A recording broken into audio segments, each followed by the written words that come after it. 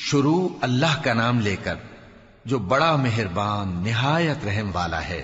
الف لام میم۔ کیا لوگ یہ خیال کیے ہوئے ہیں کہ صرف یہ کہنے سے کہ ہم ایمان لے آئے چھوڑ دیے جائیں گے اور ان کی آزمائش نہیں کی جائے گی؟ اور جو لوگ ان سے پہلے ہو چکے ہیں ہم نے ان کو بھی آزمایا تھا اور ان کو بھی آزمائیں گے، سو اللہ ان کو ضرور معلوم کرے گا جو اپنے ایمان میں سچے ہیں اور ان کو بھی جو جھوٹے ہیں۔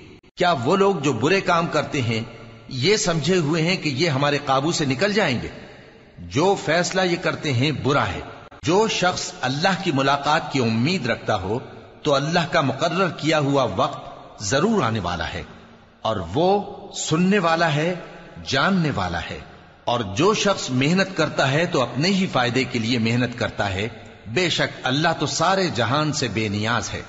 اور جو لوگ ایمان لائے اور نیک عمل کرتے رہے ہم ان کے گناہوں کو ان سے دور کر دیں گے اور ان کو ان کے اعمال کا بہت اچھا بدلہ دیں گے۔ اور ہم نے انسان کو اس کے ماں باپ کے ساتھ نیک سلوک کرنے کا حکم دیا ہے۔ اے مخاطب، اگر تیرے ماں باپ تجھے مجبور کریں کہ تو میرے ساتھ کسی کو شریک بنائے جس کی حقیقت کی تجھے واقفیت نہیں تو ان کا کہا نہ مانیو۔ تم سب کو میری طرف لوٹ کر آنا ہے، پھر جو کچھ تم کرتے تھے میں تم کو جتا دوں گا۔ اور جو لوگ ایمان لائے اور نیک عمل کرتے رہے ان کو ہم نیک لوگوں میں داخل کریں گے۔ اور بعض لوگ ایسے ہیں جو کہتے ہیں کہ ہم اللہ پر ایمان لائے، پھر جب ان کو اللہ کے راستے میں کوئی ایذا پہنچتی ہے تو لوگوں کے ایذا پہنچانے کو یوں سمجھتے ہیں جیسے اللہ کا عذاب۔ اور اگر تمہارے پروردگار کی طرف سے مدد پہنچے تو کہتے ہیں کہ ہم تو تمہارے ساتھ تھے۔ کیا جو اہل عالم کے سینوں میں ہے اللہ اس سے واقف نہیں؟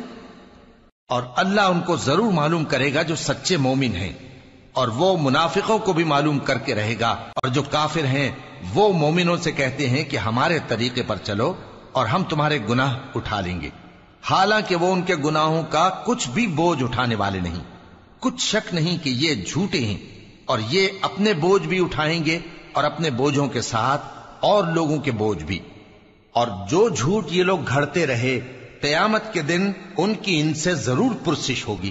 اور ہم نے نوح کو ان کی قوم کی طرف بھیجا تو وہ ان میں 50 برس کم 1000 برس رہے، پھر ان لوگوں کو طوفان کے عذاب نے آ پکڑا اور وہ ظالم تھے۔ پھر ہم نے نوح کو اور کشتی والوں کو نجات دی اور کشتی کو اہل عالم کے لیے نشانی بنا دیا۔ اور ابراہیم کو یاد کرو جب انہوں نے اپنی قوم سے کہا کہ اللہ کی عبادت کرو اور اس سے ڈرو، اگر تم سمجھ رکھتے ہو تو یہ تمہارے حق میں بہتر ہے۔ تم تو اللہ کو چھوڑ کر بتوں کو پوجتے اور جھوٹی باتیں بناتے ہو۔ جن لوگوں کو تم اللہ کے سوا پوجتے ہو وہ تم کو رزق دینے کا اختیار نہیں رکھتے، پس اللہ ہی کے ہاں سے رزق طلب کرو اور اسی کی عبادت کرو اور اسی کا شکر کرو، اسی کی طرف تم لوٹ کر جاؤ گے۔ اور اگر تم جھٹلاتے ہو تو تم سے پہلے بھی امتیں اپنے پیغمبروں کی تکذیب کر چکی ہیں، اور پیغمبر کے ذمے کھول کر سنا دینے کے سوا اور کچھ نہیں۔ کیا انہوں نے نہیں دیکھا کہ اللہ کس طرح خلقت کو پہلی بار پیدا کرتا ہے پھر کس طرح اس کو دوبارہ پیدا کرے گا؟ یہ اللہ کو آسان ہے۔ کہہ دو کہ ملک میں چلو پھرو اور دیکھو کہ اس نے کس طرح خلقت کو پہلی دفعہ پیدا کیا ہے، پھر اللہ ہی دوسری بار بھی پیدا کرے گا۔ بے شک اللہ ہر چیز پر قادر ہے۔ وہ جسے چاہے عذاب دے اور جس پر چاہے رحم کرے، اور اسی کی طرف تم لوٹائے جاؤ گے۔ اور تم اس کو نہ زمین میں عاجز کر سکتے ہو نہ آسمان میں، اور نہ اللہ کے سوا تمہارا کوئی دوست ہے اور نہ مددگار۔ اور جن لوگوں نے اللہ کی آیتوں سے اور اس کے سامنے حاضر ہونے سے انکار کیا وہ میری رحمت سے نا امید ہو گئے ہیں اور ان کو درد دینے والا عذاب ہوگا۔ تو ان کی قوم کے لوگ جواب میں بولے تو یہ بولے کہ اسے مار ڈالو یا جلا دو، مگر اللہ نے ان کو آگ میں جلنے سے بچا لیا۔ جو لوگ ایمان رکھتے ہیں ان کے لیے اس میں نشانیاں ہیں۔ اور ابراہیم نے کہا کہ تم جو اللہ کو چھوڑ کر بتوں کو لے بیٹھے ہو تو دنیا کی زندگی میں باہم دوستی کے لیے، مگر پھر قیامت کے دن ایک دوسرے کی دوستی سے انکار کر دو گے اور ایک دوسرے پر لعنت بھیجو گے، اور تمہارا ٹھکانہ دوزخ ہوگا اور کوئی تمہارا مددگار نہ ہوگا۔ پس ان پر ایک لوط ایمان لائے اور ابراہیم کہنے لگے کہ میں اپنے پروردگار کی طرف ہجرت کرنے والا ہوں، بے شک وہ غالب ہے، حکمت والا ہے۔ اور ہم نے ان کو اسحاق اور یعقوب بخشے اور انہی کی اولاد میں پیغمبری اور کتاب رکھ دی، اور ان کو دنیا میں بھی ان کا صلہ عنایت کیا اور وہ آخرت میں بھی نیک لوگوں میں ہوں گے۔ اور لوط کو یاد کرو جب انہوں نے اپنی قوم سے کہا کہ تم عجب بے حیائی کے مرتکب ہوتے ہو، تم سے پہلے اہل عالم میں سے کسی نے ایسا کام نہیں کیا۔ کیا تم مردوں کی طرف مائل ہوتے اور راہزنی کرتے ہو اور اپنی مجلسوں میں ناپسندیدہ کام کرتے ہو؟ تو ان کی قوم کے لوگ جواب میں بولے تو یہ بولے کہ اگر تم سچے ہو تو ہم پر عذاب لے آؤ۔ لوط نے کہا کہ اے میرے پروردگار، ان مفسد لوگوں کے مقابلے میں مجھے نصرت عنایت فرما۔ اور جب ہمارے فرشتے ابراہیم کے پاس خوشی کی خبر لے کر آئے تو کہنے لگے کہ ہم اس بستی کے لوگوں کو ہلاک کر دینے والے ہیں کہ یہاں کے رہنے والے نافرمان ہیں۔ ابراہیم نے کہا کہ اس میں تو لوط بھی ہیں۔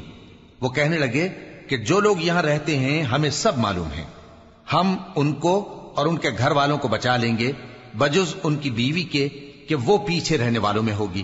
اور جب ہمارے فرشتے لوط کے پاس آئے تو وہ ان کی وجہ سے ناخوش اور تنگ دل ہوئے۔ فرشتوں نے کہا کچھ خوف نہ کیجیے اور نہ رنج کیجیے، ہم آپ کو اور آپ کے گھر والوں کو بچا لیں گے مگر آپ کی بیوی کے پیچھے رہنے والوں میں ہوگی۔ ہم اس بستی کے رہنے والوں پر اس سبب سے کہ یہ بد کرداری کرتے رہے ہیں آسمان سے عذاب نازل کرنے والے ہیں، اور ہم نے سمجھنے والے لوگوں کے لیے اس بستی کی ایک کھلی نشانی چھوڑ دی۔ اور مدین کی طرف ان کے بھائی شعیب کو بھیجا تو انہوں نے کہا اے قوم، اللہ کی عبادت کرو اور روز آخر کے آنے کی امید رکھو اور ملک میں فساد نہ مچاؤ، مگر انہوں نے ان کو جھوٹا سمجھا، سو ان کو زلزلے کے عذاب نے آ پکڑا اور وہ اپنے گھروں میں اوندھے پڑے رہ گئے۔ اور عاد اور سمود کو بھی ہم نے ہلاک کر دیا، چنانچہ ان کے ویران گھر تمہاری آنکھوں کے سامنے ہیں، اور شیطان نے ان کے اعمال ان کو آراستہ کر دکھائے اور ان کو سیدھے رستے سے روک دیا، حالانکہ وہ دیکھنے والے لوگ تھے۔ اور قارون اور فرعون اور حامان کو بھی ہلاک کر دیا، اور ان کے پاس موسیٰ کھلی نشانیاں لے کر آئے تو وہ ملک میں مغرور ہو گئے، اور وہ ہمارے قابو سے نکل جانے والے نہ تھے، تو ہم نے سب کو ان کے گناہوں کے سبب پکڑ لیا۔ سو ان میں کچھ تو ایسے تھے جن پر ہم نے پتھروں کا مے برسایا، اور کچھ ایسے تھے جن کو چنگھاڑ نے آ پکڑا، اور کچھ ایسے تھے جن کو ہم نے زمین میں دھسا دیا، اور کچھ ایسے تھے جن کو غرق کر دیا۔ اور اللہ ایسا نہ تھا کہ ان پر ظلم کرتا، لیکن وہی اپنے آپ پر ظلم کرتے تھے۔ جن لوگوں نے اللہ کے سوا اوروں کو کارساز بنا رکھا ہے، ان کی مثال مکڑی کی سی ہے کہ وہ بھی ایک طرح کا گھر بناتی ہے، اور کچھ شک نہیں کہ تمام گھروں سے کمزور مکڑی کا گھر ہے۔ کاش یہ اس بات کو جانتے۔ یہ جس چیز کو اللہ کے سوا پکارتے ہیں خواہ وہ کچھ ہی ہو، اللہ اسے جانتا ہے اور وہ غالب ہے، حکمت والا ہے۔ اور یہ مثالیں ہم لوگوں کے سمجھانے کے لیے بیان کرتے ہیں، اور اسے تو اہل دانش ہی سمجھتے ہیں۔ اللہ نے آسمانوں اور زمین کو حکمت کے ساتھ پیدا کیا ہے، کچھ شک نہیں کہ ایمان والوں کے لیے اس میں نشانی ہے۔ اے نبی، یہ کتاب جو تمہاری طرف وحی کی گئی ہے اس کو پڑھا کرو، اور نماز کے پابند رہو۔ کچھ شک نہیں کہ نماز بے حیائی اور بری باتوں سے روکتی ہے، اور اللہ کا ذکر سب سے بڑا ہے، اور جو کچھ تم کرتے ہو اللہ اسے جانتا ہے۔ اور اہل کتاب سے بحث نہ کرو مگر ایسے طریق سے کہ نہایت اچھا ہو۔